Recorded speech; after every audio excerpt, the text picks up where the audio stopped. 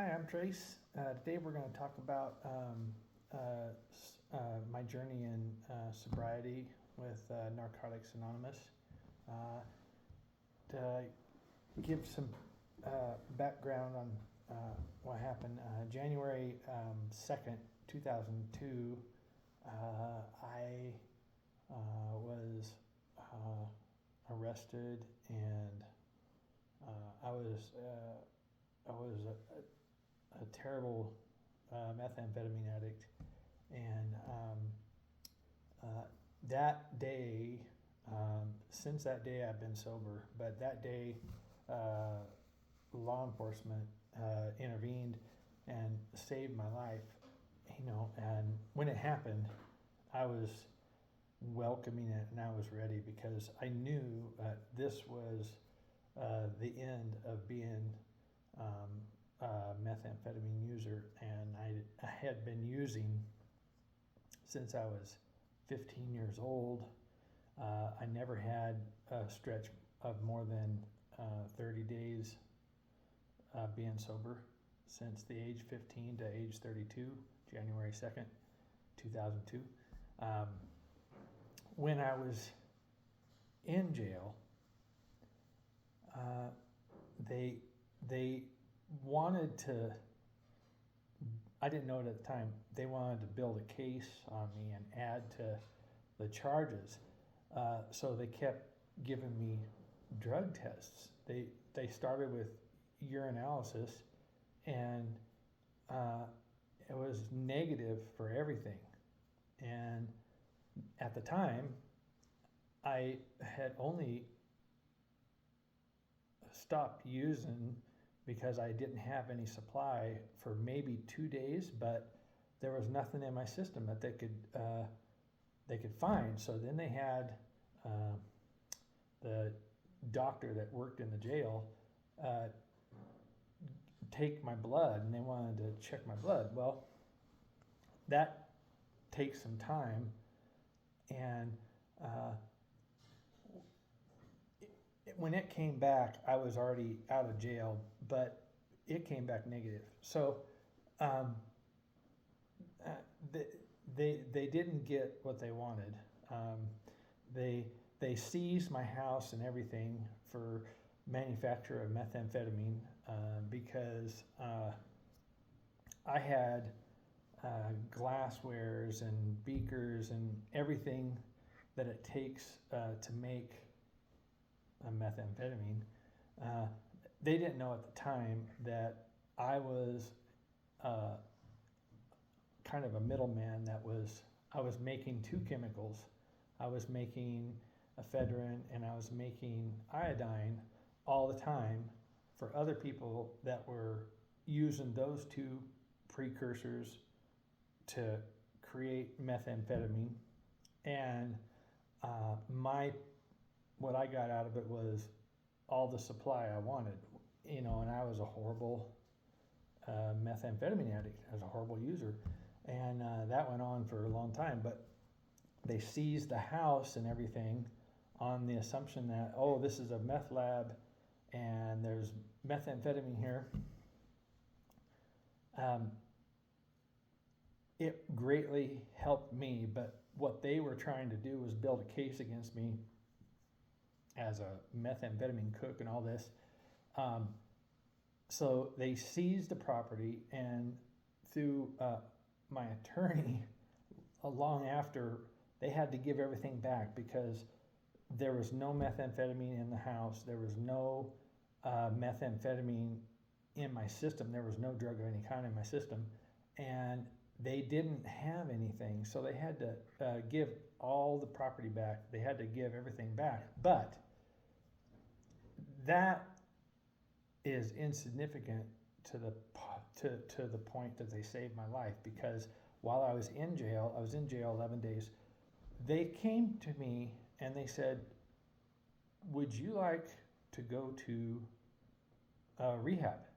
And I said, well, I've never thought about it. I don't even know what it's about. They said, well, we would let you out of here if you would go directly to Harmony Treatment Center in Estes Park, and it's a 28-day rehabilitation program. And so in my mind, I'm thinking, there's a way out of here? Yes, let's do it. That's all I was thinking.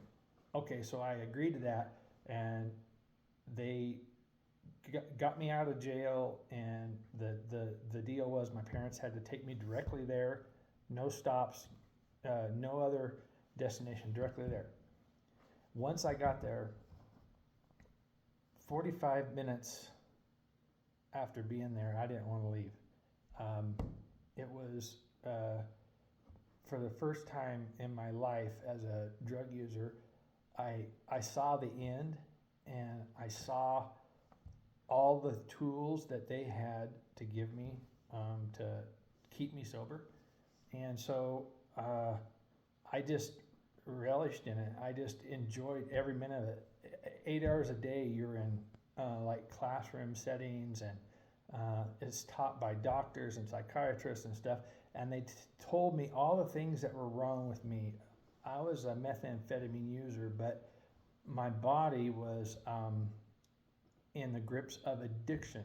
They said, not only are you a methamphetamine user, you are addicted to the certain foods that you eat. You are addicted to the certain clothes that you dress in every day. You are addicted to muscle memory type things that go on in your everyday life. And we're going to intervene and break all of those. And so at the time, I didn't understand that. I just thought I'm addicted to methamphetamine and they're going to get me off of it. Well, they tailored a diet to me. I was demaciated.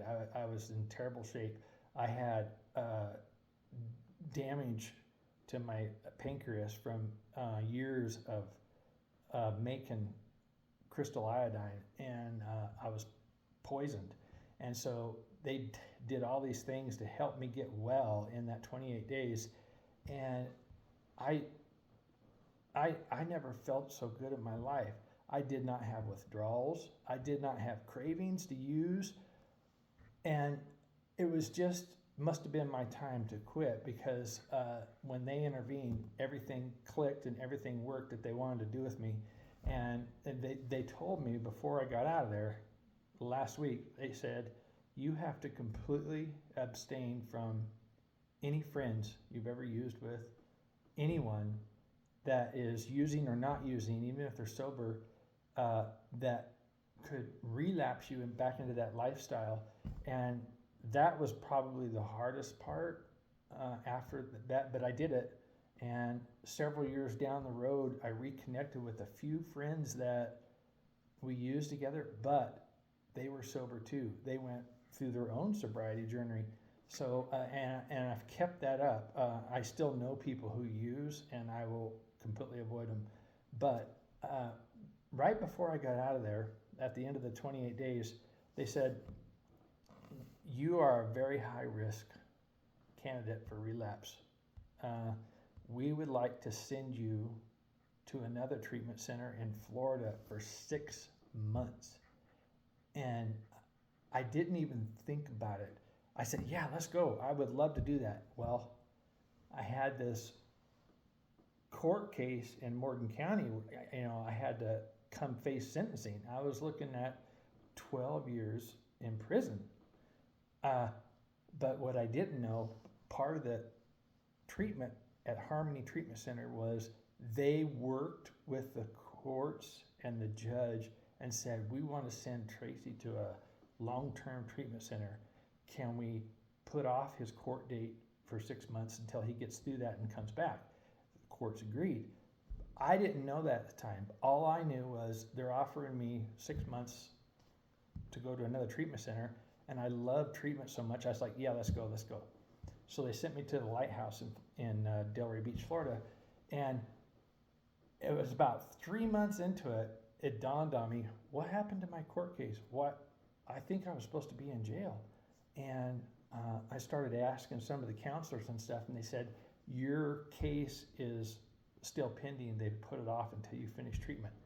And I thought, wow, that's pretty amazing. So I went through that treatment and I came back, and I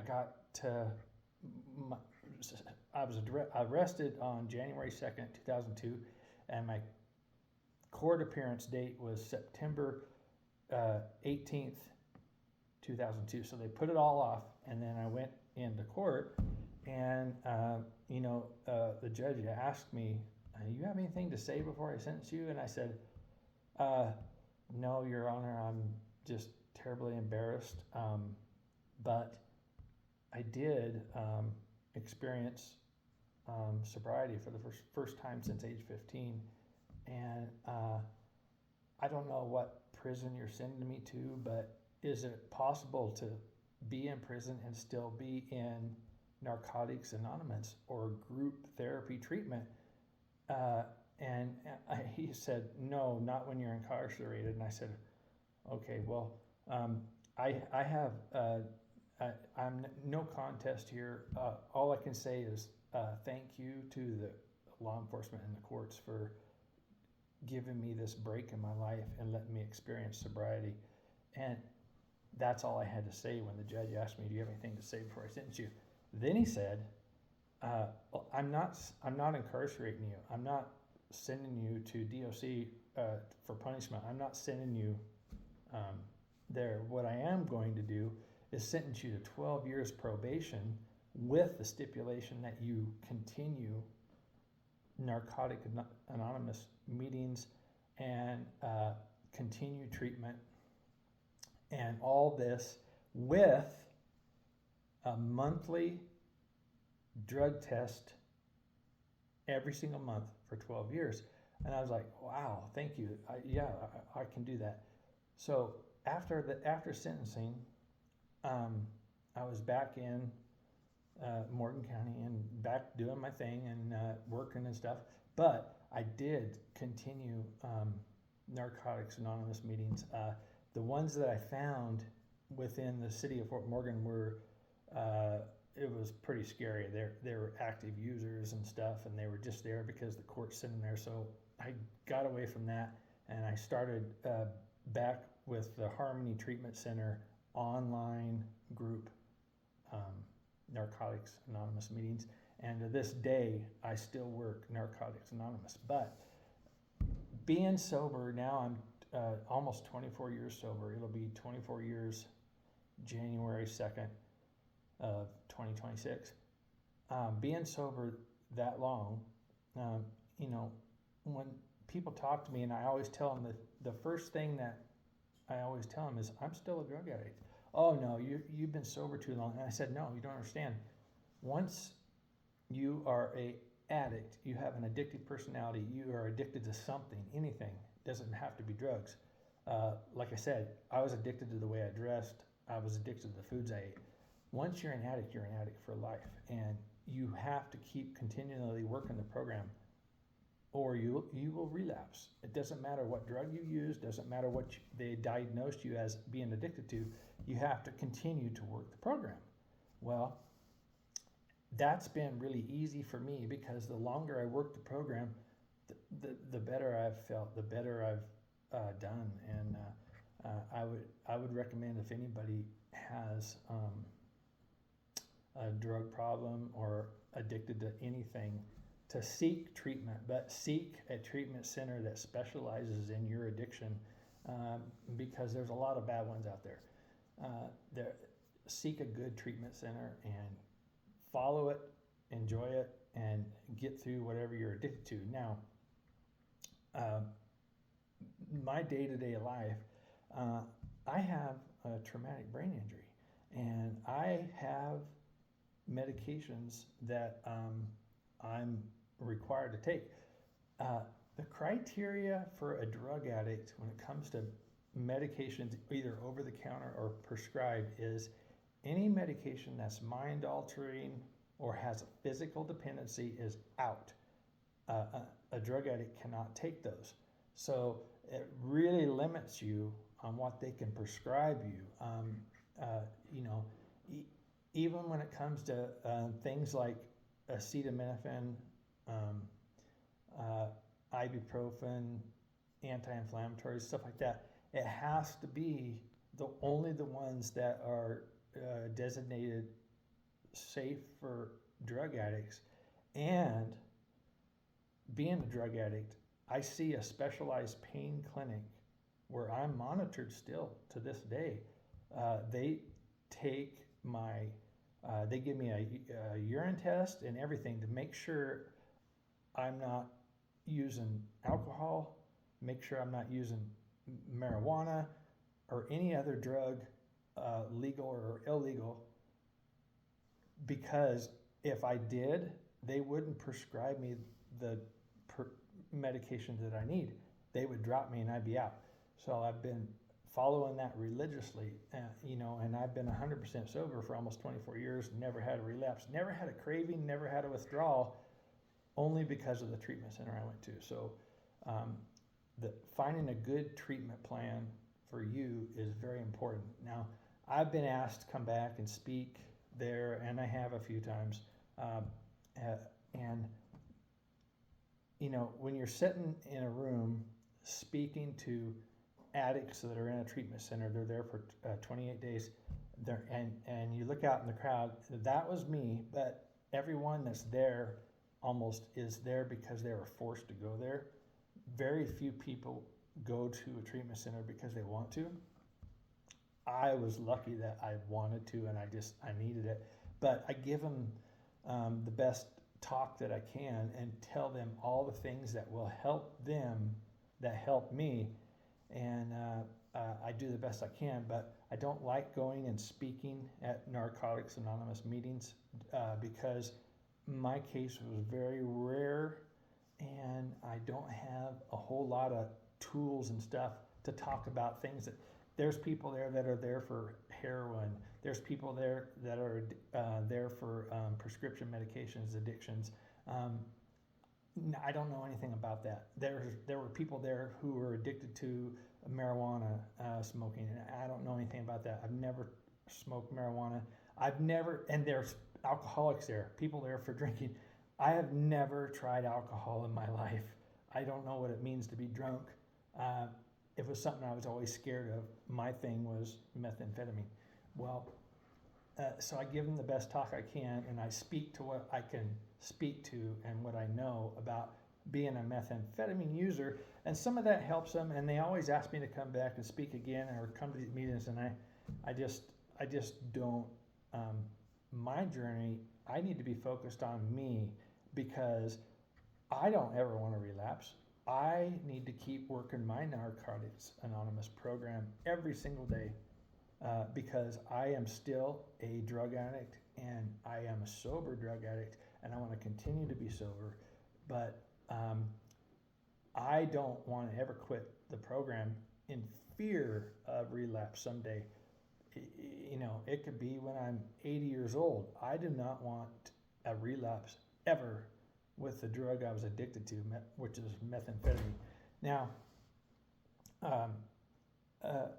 there were a lot of people who were very upset with the judge's decision to not give me the 12 years in Department of Corrections. And I understand that, but I really think Judge Joe Weatherby in Fort Morgan knew that sentencing someone to the Department of Corrections for methamphetamine wouldn't help them. Giving them the opportunity to continue a Narcotics Anonymous program would be the best thing for them. He knew that at the time. I didn't. And so I thank him a lot for that opportunity. And after that happened, things just started to happen for me. The blessings that you get from Jesus and our Lord, they come to light slowly, but they're huge. And so if anybody is addicted to anything out there, I would like to tell them, seek treatment, but be very selective in the treatment you seek. Make sure you seek good treatment. And once you're in treatment, you cannot, even if they're family members, you cannot be around anybody that is using the drug of your choice that you're addicted to ever again. You cannot be in that circle, because you will relapse. So I wanted to put this 20-minute video together for everybody that's wanted to watch this. It'll be posted on Narcotics Anonymous page, and if anybody has any questions, you can put them in the comments and I will answer. Thanks for watching.